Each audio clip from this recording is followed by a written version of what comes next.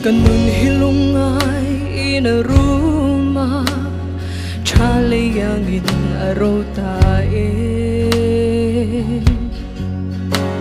Kathinlung po riyak mo yang avan Sakhi lui tui cha kang mai Van ro tui alo thenga Kathinlung lấy rau tan Anun na tui Mangai na vanga Calvary luang chua chua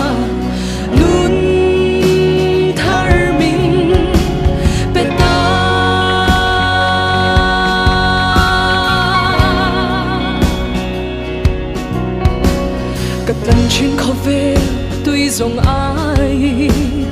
At hum zoke kalal pa chu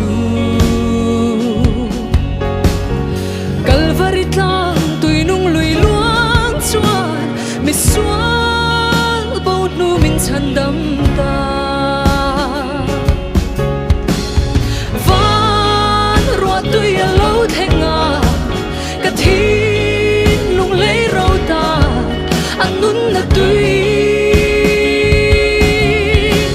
Mangai na vanga Calvary luang chua chua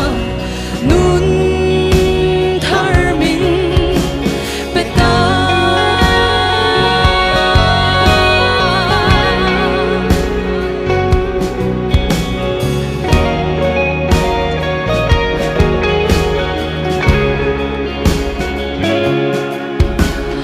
Purit pura Savarum te Ison krosa len to Mangai tungay avan te tan po Mangai tu iswa to